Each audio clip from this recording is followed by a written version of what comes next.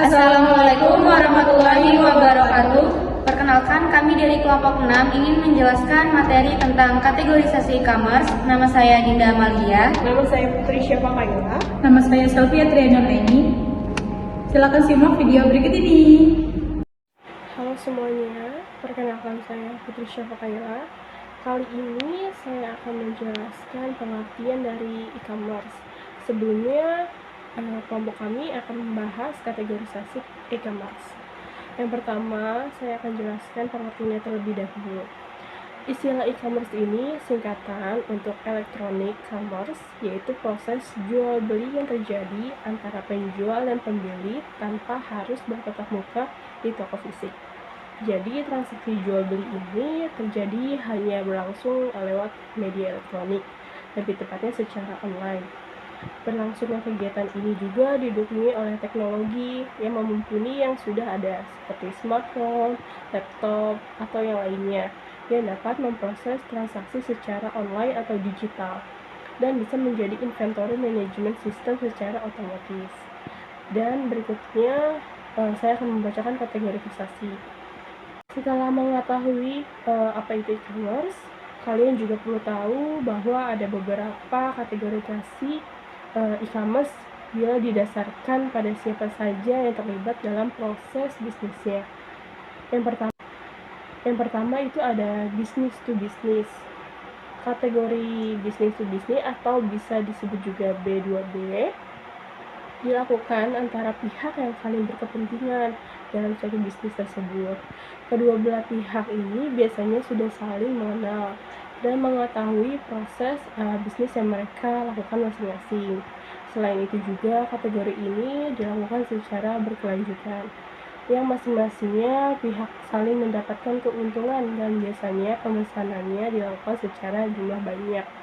Contoh kecilnya ini e-commerce B2B ketika pengolah kayu menjual produk menjadi supplier atau menjual secara banyak ke perusahaan pembuatan furniture, kemudian pembayarannya dilakukan secara digital atau online.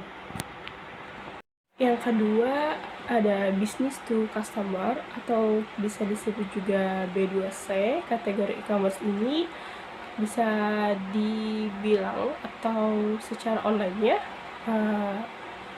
antara pelaku bisnis dengan konsumen. Di sini pihak produsen akan menjalankan bisnis dengan cara memasarkan produknya ke konsumen tanpa adanya respon atau tanggapan balik dari konsumen tersebut untuk melakukan bisnis kembali. Contoh kecilnya transaksi yang sering dilakukan di marketplace seperti pembelian pakaian, produk rumah tangga, makanan untuk pemeliharaan, dan sebagainya. Inti dari B2C ini dikategorikan sebagai bisnis, tidak ada unsur kerjasama lanjutan seperti kategori B2B.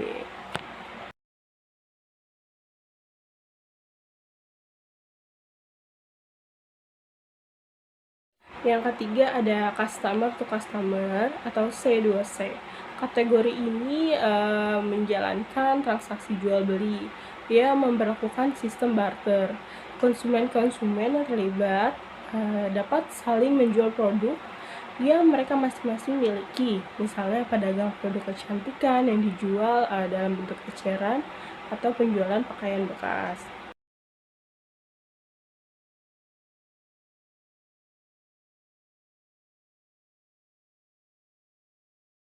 Dan yang keempat ada customer to business, yaitu bisa disebut juga C2B. Kategori ini bisnis antara konsumen dan produsen dengan inisiatif dari salah satu pihak mencari atau membutuhkan terlebih dahulu. Konsumen bisa saja memberikan produk, barang atau jasa yang dijual dan digunakan untuk produsen.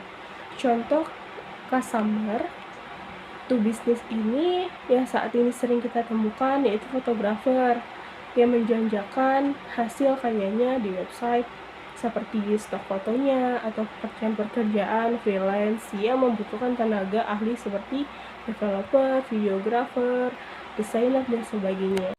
Kategorisasi e-commerce. Banyak faktor yang menunjang keberhasilan usaha penyedia layanan e-commerce.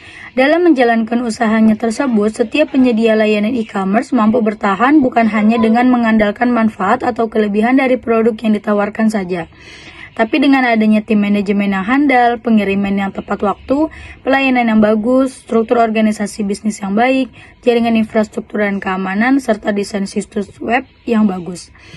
Faktor lain yang menunjang adalah menyediakan harga yang kompetitif, menyediakan jasa pembelian yang cepat, tanggap, dan ramah, menyediakan informasi produk dan jasa yang lengkap dan jelas, menyediakan banyak promo seperti diskon, penawaran istimewa, dan bonus, menyediakan perhatian khusus seperti usulan pembelian, dan menyediakan ruang untuk berdiskusi, menerima masukan dari pelanggan, dan lain-lain.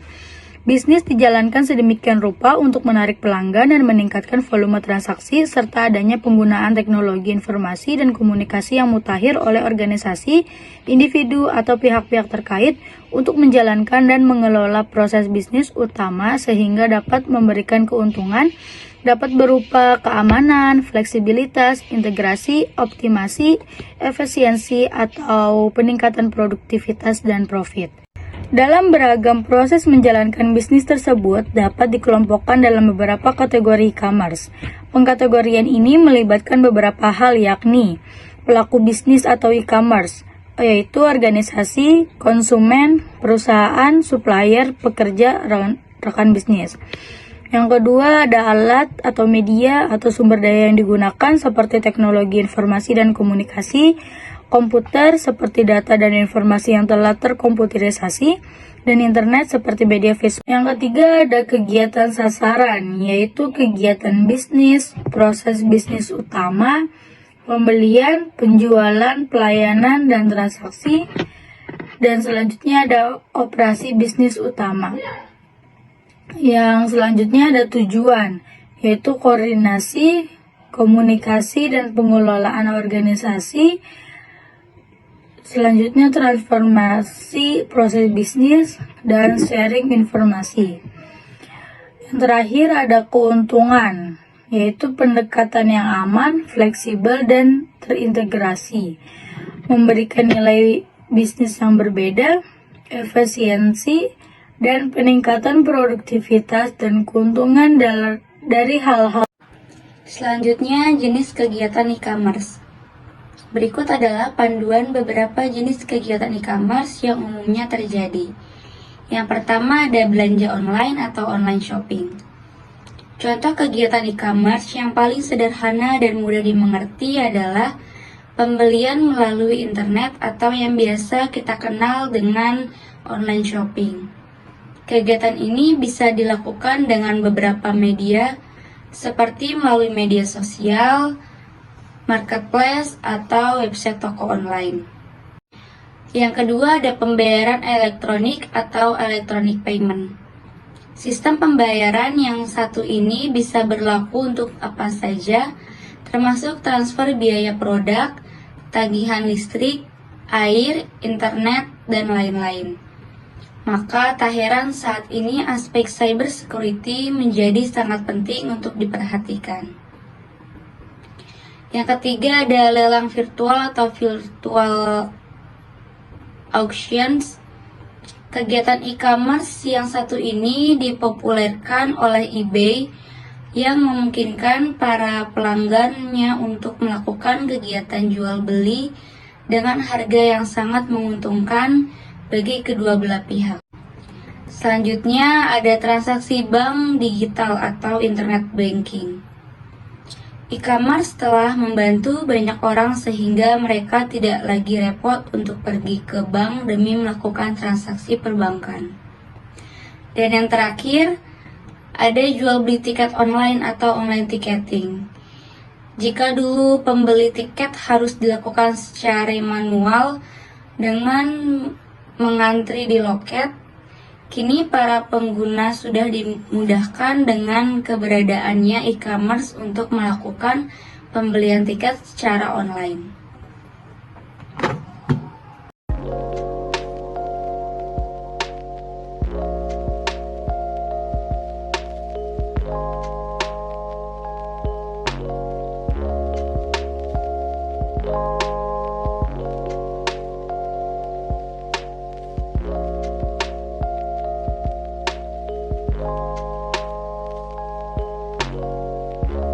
Sekian video pembelajaran dari kami, kurang lebihnya mohon maaf. Wassalamualaikum warahmatullahi wabarakatuh.